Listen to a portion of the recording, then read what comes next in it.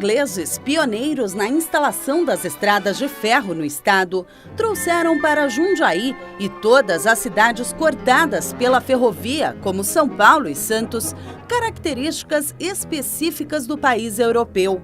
Os carros de passageiros puxados pelas locomotivas a vapor, as primeiras a correrem os trilhos no país, também eram repletos de símbolos ingleses. O luxo presente nos carros de passageiros, com poltronas, lustres, janelas e portas imponentes, faz parte de uma época de ouro. Os investimentos eram pesados, principalmente nos primeiros anos do século passado.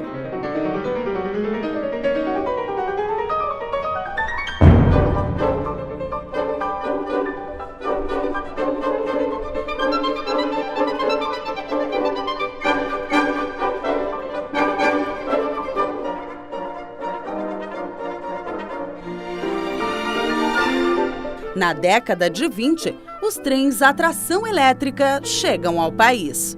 Basicamente foi uma questão de economia, porque se a gente se reportar ao Brasil, por exemplo, o Brasil no tempo da locomotiva a vapor dependia de carvão importado da Inglaterra. Isso com o tempo, inclusive com a guerra, a Primeira Guerra e depois na Segunda mais acentuado, esse carvão ficou mais difícil. E o carvão brasileiro não prestava para combustão nas locomotivas a vapor porque ele tem muito enxofre. Então a saída, e a primeira saída que foi feita para isso no Brasil, foi a Companhia Paulista de Estrada de Ferro, que comprou locomotivas elétricas, comprou eletrificação, mas a eletrificação, apesar de mais cara, ela foi um sucesso, porque era limpa, era fácil de captar a energia elétrica na ocasião, e com isso a tração a vapor, as locomotivas a vapor começaram a ficar para trás. Com o passar dos anos, o capital estrangeiro é substituído. Em 1947, a concessão da São Paulo Railway termina e a companhia é nacionalizada, passando a se chamar Estrada de Ferro Santos-Jundiaí. 10 anos mais tarde, é criada a Rede Ferroviária Federal, que agrupa 18 ferrovias regionais, entre elas a EFSJ. Nessa mesma época, começa o processo de decadência da ferrovia no Brasil.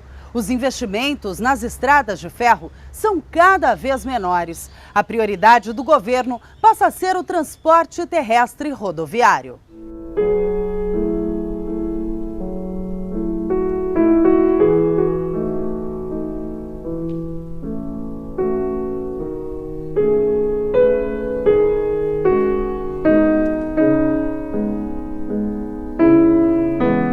O JK, muito influenciado por todo um processo americanizado, né, dos Estados Unidos, ele começa a investir mais na indústria automobilística, na indústria de caminhões, e com isso a ferrovia fica para segundo plano.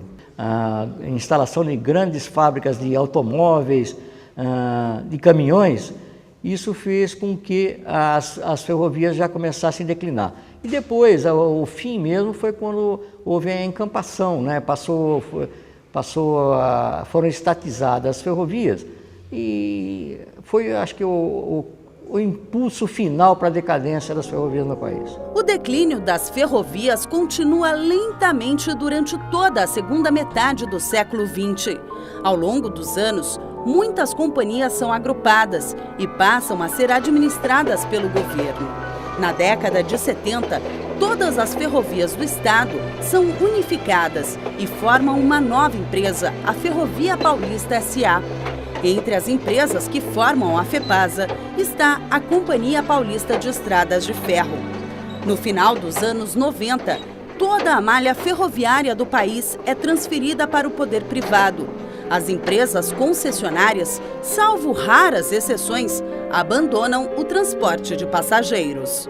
O próprio passageiro fugiu. O trem, ele não conseguia competir, o trem de passageiro, com a rodovia, porque a rodovia tinha características mais modernas e o automóvel nas rodovias ganhava tempo de percurso em relação aos trens. E um outro fator também é o seguinte, a ferrovia transporta passageiro, mas não como o automóvel, transporta que é de casa a casa. Ela não, ela precisa depositar o passageiro numa estação, ele precisa pegar uma conexão, ou ele precisa pegar um táxi, ou ele precisa pegar o carro dele. Mesmo depois de quase 10 anos de abandono e sucateamento da malha e do patrimônio ferroviário, muitos acreditam que o sistema ainda possa ser retomado e que o transporte sob trilhos seja a saída para o Brasil. Acho que a ferrovia de carga já vem crescendo, já vem ocupando um outro espaço.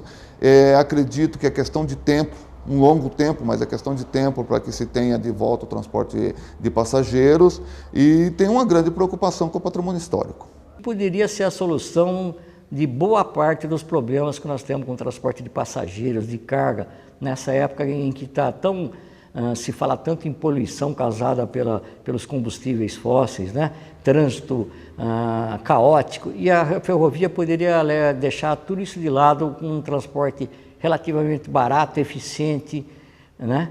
Como ocorre nos grandes países do mundo. É um absurdo que nós tenhamos dado predileção ao transporte rodoviário em detrimento do transporte ferroviário, ao contrário do que acontece nos grandes países do mundo.